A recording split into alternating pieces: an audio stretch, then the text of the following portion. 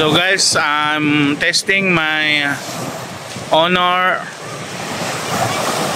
X9B 5G. Sad guys, wala siyang stabilization, no? Pero ang kagandahan nito, may noise cancelling siya. Ewan ko lang kung maganda yung noise cancelling niya.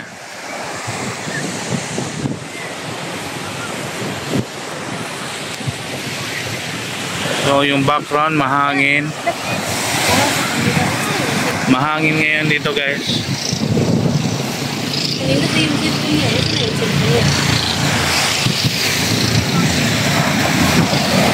Mahangin, so ewan ko lang kung naharangan ba niya yung yung ihip ng hangin o sinasala ba niya. So testing lang natin kung maganda ba yung kuha.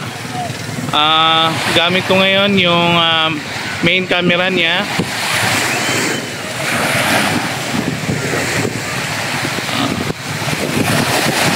So times 3 natin, zoom natin. Yan, times 3 yan. Tsaka naka 4K 30 fps yung gamit natin, no? 4K 30 fps. Yan na yung max na video na resolution niya. 4K 30 fps. Ang problema, wala siyang stabilization. Sa ibang phone naman, hindi naman niya kayang mag-stabilize ng 4K. Hanggang 1080p lang yung stabilization na video ng isang mid-range phone na tulad nito, Honor X9B. So testing natin yung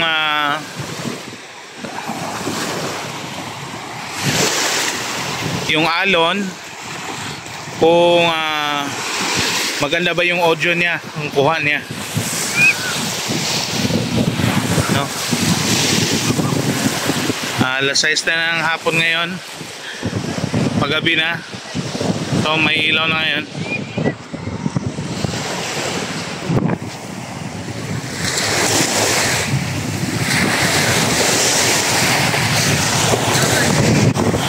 So guys, ngayon continue tayo.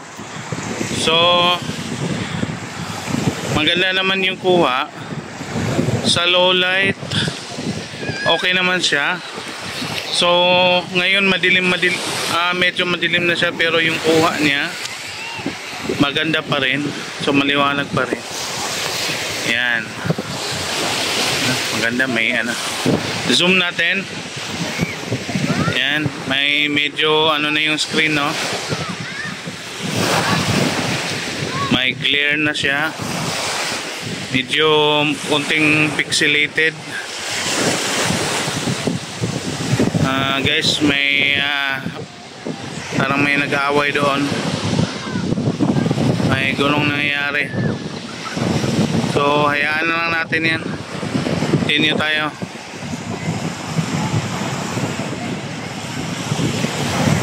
So medyo high tide na. Parang ito nang yata yung pinaka taas ng dagat ngayon. Parang normal na niya, normal na taas niya. So ito naman yung front cam na ginagamit ko. Yung camera nito nasa 1080p lang, pero okay na. Maganda yung kuha niya, maganda yung background, smooth at malinaw. So iwan ko lang kung sa audio natin kung maganda yung kuha. So medyo yung kulay natin hindi bagay sa or reflection lang ba to ng ng araw. So ito guys, ito yung Honor X9B, yung bagong kuha natin. Try natin na magtagal tong cellphone na to sa atin, kasi yung last na cellphone ko ginagamit sa pagbablog, yung Redmi Note 10 Plus.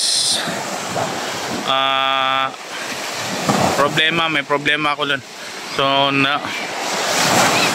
nakapag-change screen na ako nun ng 2 beses, no. So hindi na original yung screen niya. So may problema din sa flicker niya. Pero so far pwede naman siyang palitan. Kaso wala naman siyang ano dito, walang replacement na screen dito sa amin banda.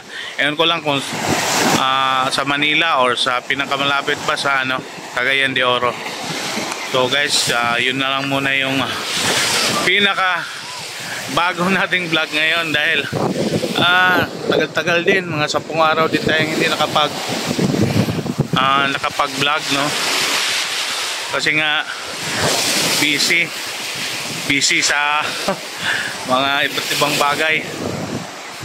So ngayon try ko rin gamitin ulit yung yung Redmi Note 10 Plus, Redmi Note 10 Pro.